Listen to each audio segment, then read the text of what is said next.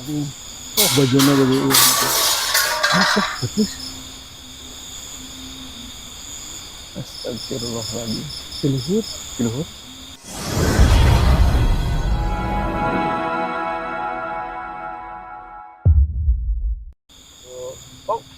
Baik, bismillahirrahmanirrahim. Assalamualaikum warahmatullahi wabarakatuh. Teman ayah sekalian, alhamdulillah bertemu lagi dengan kita di bincang-bincang inspirasi dengan ayah ya.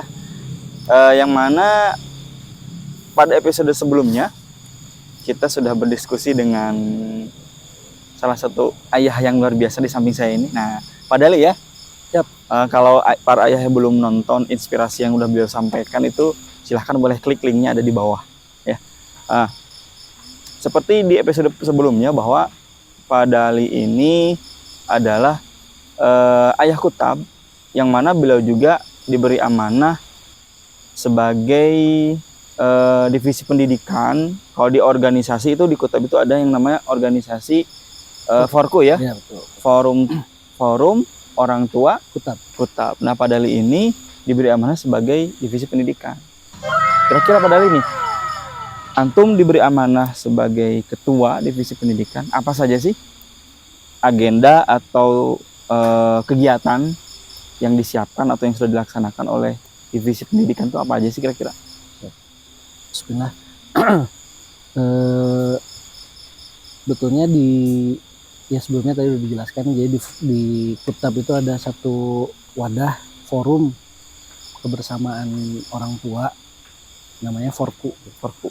Nah, salah satu divisi di Forku ini membawahi banyak divisi. Nah, salah satu divisinya itu divisi pendidikan. Sebetulnya tugasnya itu bukan berarti ini menjadi guru buat para ayah, enggak. Di divisi pendidikan ini seolah-olah seperti mengakomodir gejolak hasrat gitu ya, haus ilmu Masya akan Allah, para ayah. luar biasa. Ini diakomodir di divisi pendidikan. Betul. Jadi para ayah ini kehausan gitu, kehausan ilmu dan juga hasrat menuntut ilmunya ini begitu tinggi. Nah, Betul. kemudian ada divisi pendidikan yang mengakomodir itu. Jadi salah satu tujuannya itu, jadi mengakomodir pola-pola pendidikan yang efisien lah gitu. Betul. Untuk ayah agar menjadi ayah terbaik gitulah istilahnya. Jadi karena ayah ini sebagai contoh bagi anaknya, sehingga dia harus kembali menjadi sosok yang bisa jadi tauladan untuk anak-anak. Masya Allah, luar biasa ya. Alhamdulillah. Mungkin kurang lebihnya seperti ini. Kalau tidak salah ingetin ya. Kalau saya salah koreksi. Jadi ayah itu tidak mudah.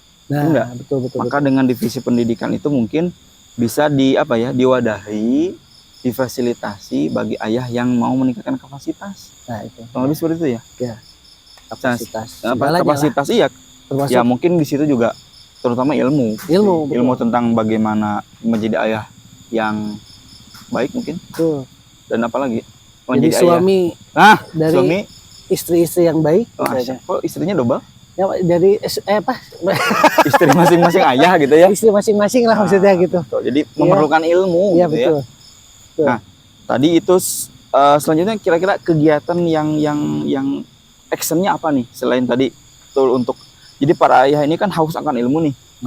Nah, apakah itukah kajian ataukah mabit mungkin atau apa kira-kira kegiatannya apa aja?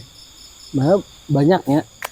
Cuman intinya mah salah satu salah satu tujuannya begitu ayah kumpul itu jangan sia-sia gitu. Karena kan kalau kata bahasa antum pun motong lago ya. Nah lah. Penuh lago lah gitu. Lago itu pasti artinya bisa ada teman ayah nggak tahu. Sia-sia. Sia-siaan lah gitu. Jadi karena secara natural gitunya para ayah, para laki-laki ini senang berkumpul, terus ngatarkeun barudakna ngumpul, ngajemput barudakna ngumpul lagi. Kumaha carana supaya perkumpulan ini menghasilkan sesuatu. gitu, mendidik para ayah juga, Betul. menambah ilmu para ayah, Betul. juga akhirnya bisa meningkatkan kapasitas diri sebagai ayah. Masya Allah, luar Jadi biasa. banyak, jadi banyak programnya kita atur banyak. Dari mulai fisik misalnya. Ada fisik? Ya fisik ada. Jadi Allah. seorang ayah tuh secara fisik harus Betul. kawiyul jismi ya. Nah betul. Kuat gitu badannya. Ya terutama kan kepala kutab kita ini Ya. senang gitulah, senang berolah fisik gitu. Allah. Jadi berpengaruh gitu kepada Iya, betul-betulnya. ayah yang lain gitu. Jadi ayah-ayah yang secara olah fisik lemah teh jadi Kebawakan, betul. Harus Jadi, kuatnya. Ya itu, Luar tidak ada biasa. kata lemah lah gitu buat ayah mah. Baik Betul. secara fisik dan mental. Nah, dimulai dari fisik kita mulai ada kayak sebetulnya ada kewajiban tahunan namanya mabit qawamah. Mabit qawamah ini sebetulnya berjenjang bertingkat. Betul. Dimulai dari ada mabit qawamah 1, mabit qawamah 2, mabit qawamah 3, berjenjang terus-terusan. Nah itu ada tingkatan-tingkatannya, dan di setiap tingkat itu nanti ada titik tekannya. Jadi misalnya mabit qawamah 1 itu titik tekannya pada materi untuk ayah. Mabit qawamah 2 untuk fisik, peningkatan fisik ayah. Jadi levelnya naik terus. Levelnya naik terus, betul. Sampai misalnya ada juga ekstrakurikuler untuk ayah seperti badminton, itu juga sama, fokusnya pada fisik gitu. Jadi selain dari olah pikirnya juga, di olahraganya juga diatur lah gitu. Ya. Coba diakomodir oleh divisi pendidikan supaya menjadi sebuah sarana yang bermanfaat. Jadi itu yang pertama, ada badminton.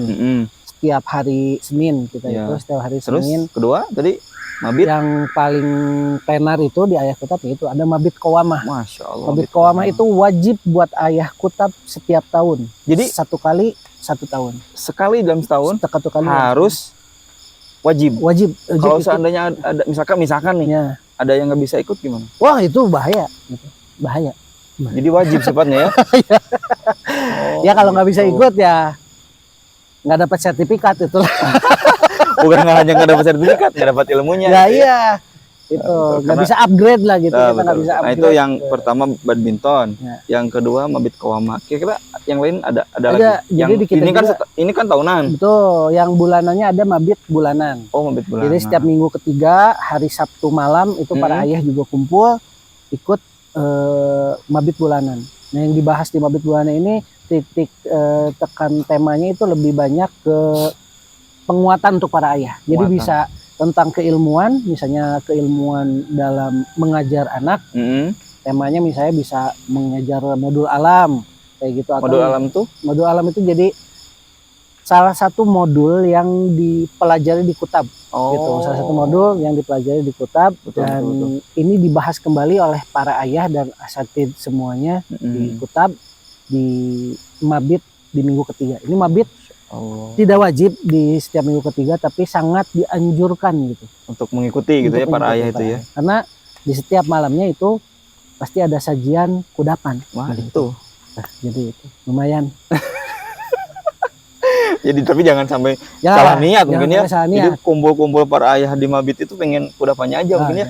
Jangan sampai seperti itu. Nah itu yang ketiga, mabit bulanan.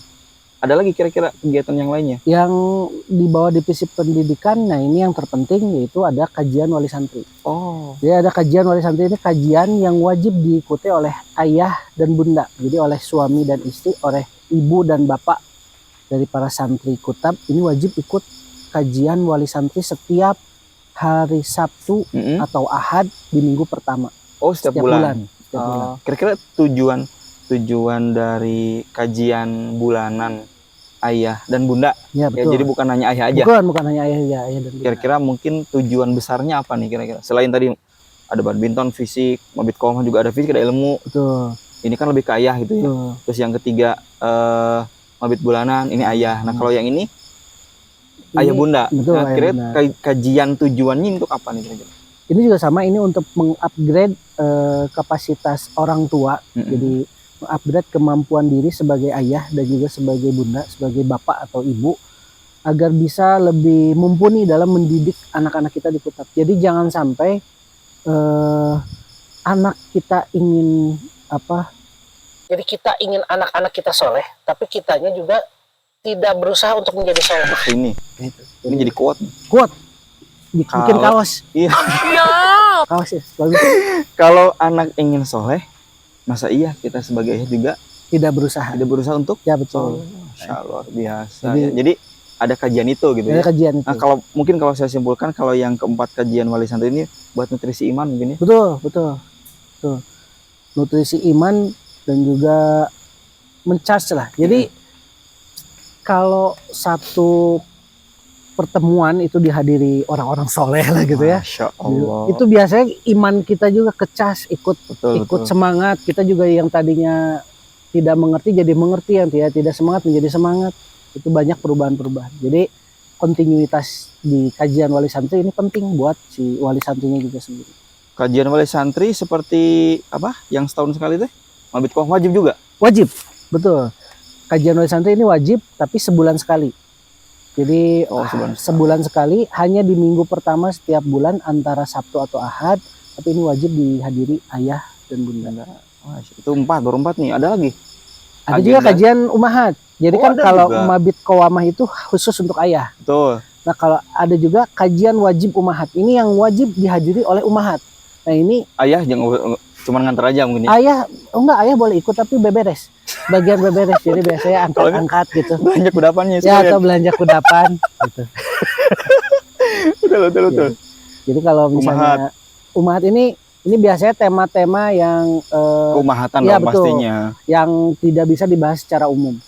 Jadi lebih sensitif atau lebih pas dibahas hanya di umahat saja. Nah ini wajib dihadiri oleh semua umahat atau ibu atau bunda yang menyekolahkan anaknya di Kutab. Wajib juga ya? Wajib ini. Tuh umahat iklim banyak juga ya, 5. Betul. Terus ada lagi 6. Tapi kalau kajian umahat ini wajib tapi tidak sebulan sekali. Ini bisa 6 bulan atau 1 tahun sekali. Sama seperti posisinya gitu. Mabit qawamah. Mabit qawamah untuk ayah. Nah ada juga kajian umahat untuk bundanya. Gitu. Masya Allah, luar biasa. Berarti udah berapa, 5 ya? Udah. Masih ada lagi? Udah. Kalau yang satu lagi ya. Tahsin ya. Nah, tahsin saya lupa. Ada juga tahsin. Tahsin ada. Jadi tidak semua ayah ini mampu mampu mengaji dengan baik lah gitu. Betul. Sementara anak-anak kita di Kutab mulai bertumbuh, mulai bisa mengikuti pola Kutab sehingga ada perkembangan signifikan dari anak-anak kita. Nah, piraku gitu.